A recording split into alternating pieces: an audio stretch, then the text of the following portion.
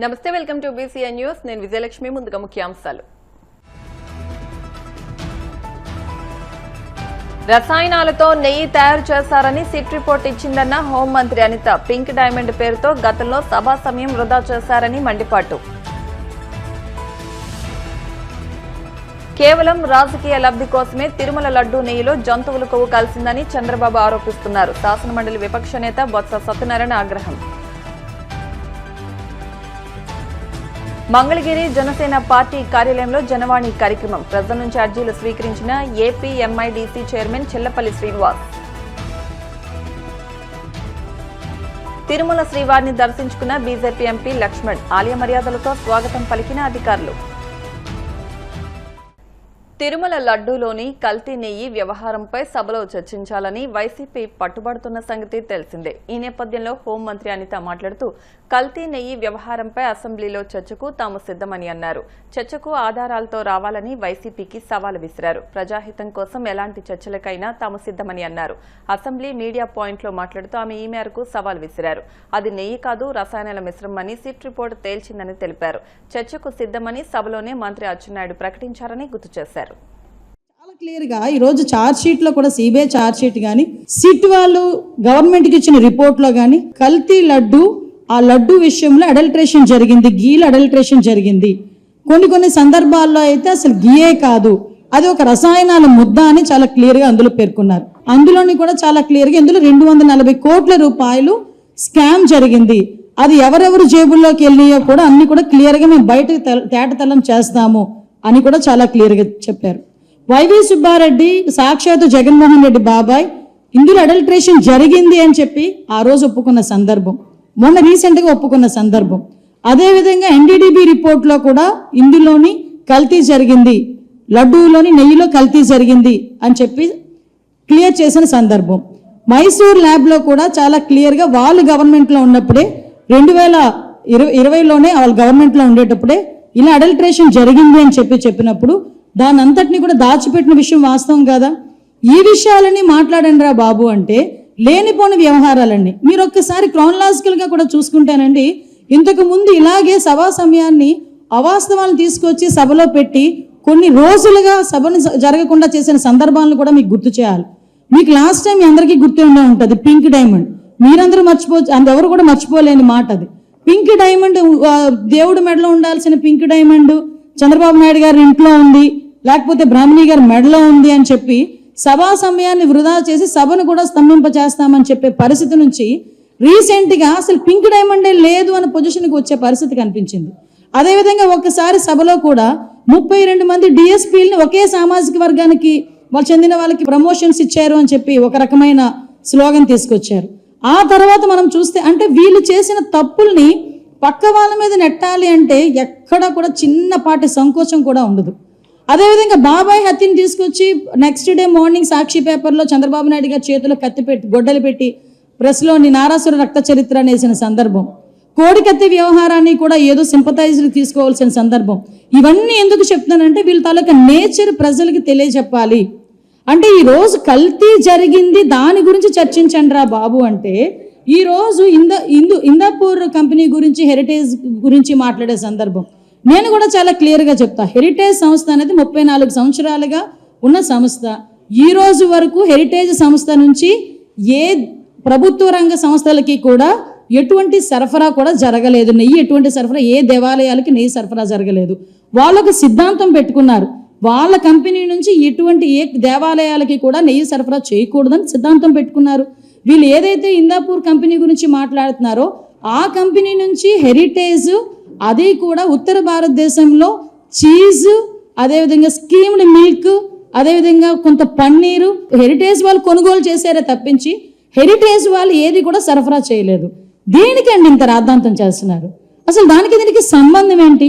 అరే కల్తీ జరిగిందిరా బాబు దాని గురించి మాట్లాడరా అంటే అలా కాదు, ఇప్పుడు ఇందాపూర్కి హెరిటేజ్కి ఏదో సంబంధం ఉంది అంటే ఏంటంటే దేనికి సంబంధం లేని విషయాన్ని బయటకు తీసుకొచ్చి రాద్ధాంతం చేస్తే ప్రజలు మభ్యపెట్టేయచ్చు, వాళ్ళ తాలూకా తప్పులు కప్పిపుచ్చేయచ్చు అనే సందర్భాన్ని అయితే చాలా క్లియర్గా చెప్తున్నాం.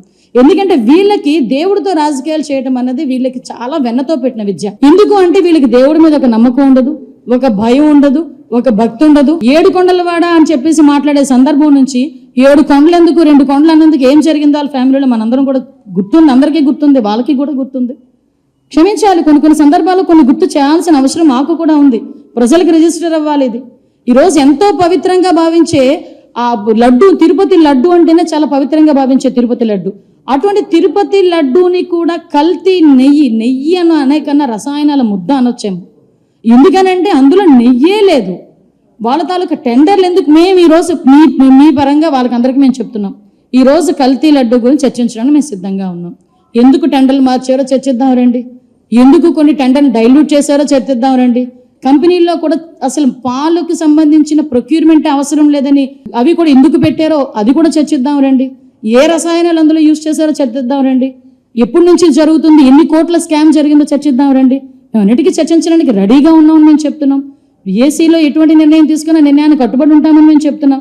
ఇవన్నీ పక్కన పెట్టి ఈరోజు అబద్ధాలని, అవాస్తవాల్ని ప్రజల ముందు ఉంచేదానికి చేస్తున్న ప్రయత్నం చూస్తూ ఉంటే నిజంగా ఒక పక్క సిగ్గు అనిపిస్తుందండి. ఏదో ఒక జంతువు బురదలో పొర్లి బయటకు వచ్చి అందరికీ అంటించడానికి విధులుస్తుందట.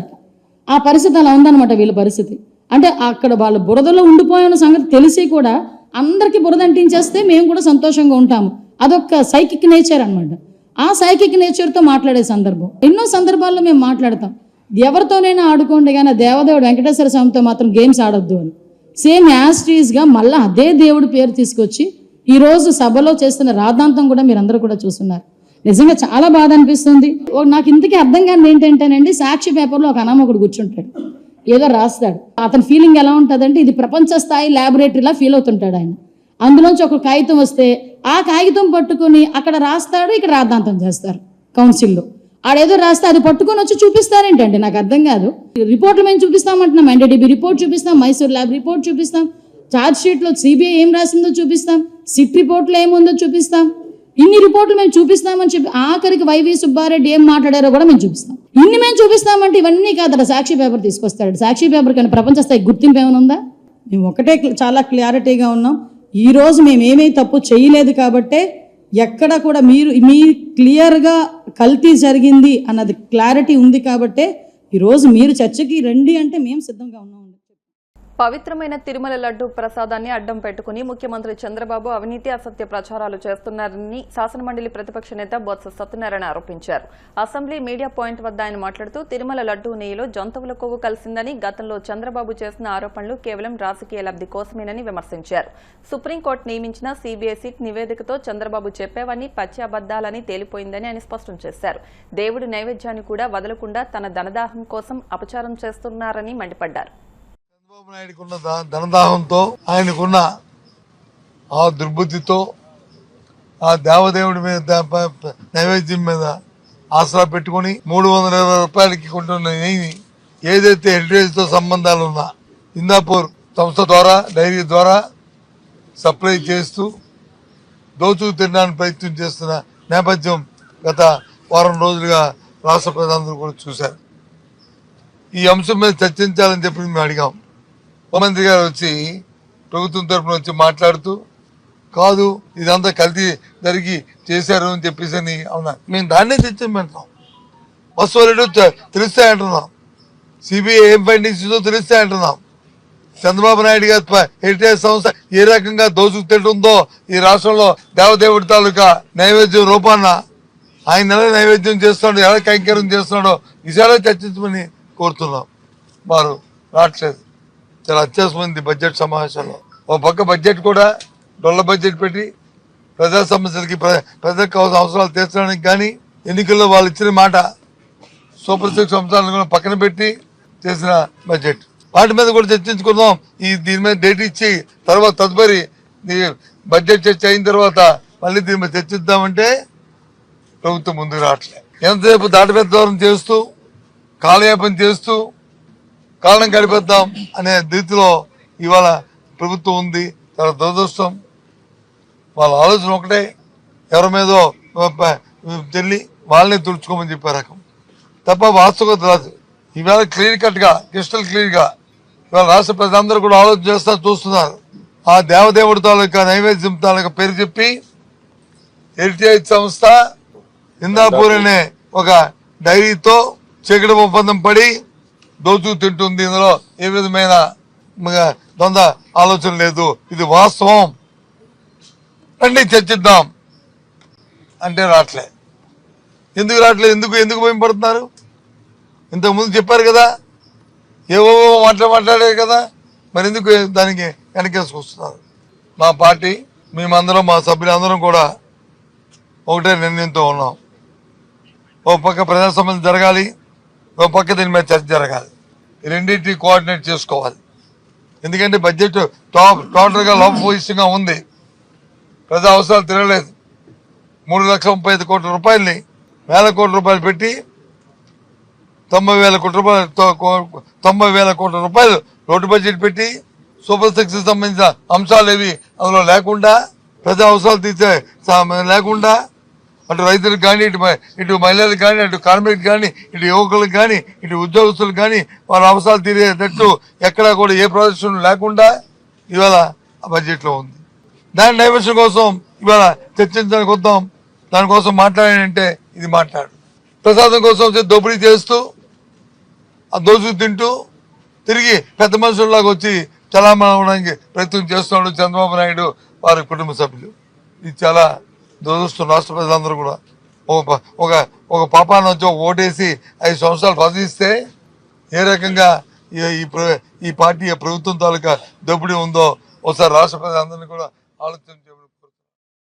తిరుపతి లడ్డూ విషయంలో చంద్రబాబు నాయుడు గారు ప్రజలకి చేసిన మోసం, ఆ దేవదేవుడికి చేసిన మోసం ఇప్పుడు బట్టబయలైంది. ఇందాపూర్ డైరీ అనేది హెరిటేజ్ తాలూకా అనుబంధ సంస్థ, హెరిటేజ్ తాలూకా మ్యానుఫ్యాక్చరింగ్ యూనిట్. ఆ యూనిట్కి ఈరోజు భారీ ధరకి తిరుపతి లడ్డూ తయారు చేసే నెయ్యి టెండర్ కట్టబెట్టడం కోసం చంద్రబాబు నాయుడు గారు ఆ లడ్డూ ప్రసాదం మీదనే అభాండాలు వేసి ప్రజలను మభ్యపెట్టడానికి, తప్పుదోవ పట్టించడానికి ప్రయత్నించిన సంగతి మనందరం చూసాం.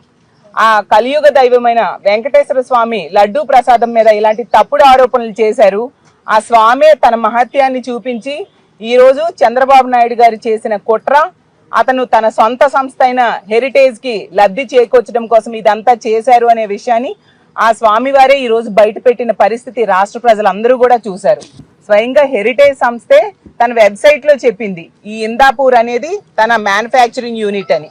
అలాగే బోలే బాబా సంస్థ అది కూడా తీసుకుంటే వాళ్ళే స్వయంగా చెప్పారు హెరిటేజ్ తో మాకు వ్యాపార సంబంధాలు ఉన్నాయని వాళ్ళు ప్రకటించడం జరిగింది. చంద్రబాబు నాయుడు గారు ఎప్పుడు ఎవరికి లబ్ధి చేకూర్చారంటే అవన్నిటితో కూడా హెరిటేజ్ సంస్థకి వ్యాపార సంబంధాలు ఉన్నాయనేది స్పష్టమైన విషయం మనం అందరం చూసాము. తిరుపతి లడ్డూ కల్తీ విషయంలో రాజకీయాల్లోకి దేవుణ్ణి దైవాన్ని లాగొద్దు అని సుప్రీంకోర్టు చేవాట్లు వేసినా కూడా వీళ్ళు ఇంకా రాజకీయాలు చేస్తూ మనం చూసాం. తప్పుడు ప్రచారంతో ఫ్లెక్సీలు వేసిన పరిస్థితి కూడా ఈ తెలుగుదేశం పార్టీ కూటమి నాయకులు చేసిన పరిస్థితి మనం చూసాం.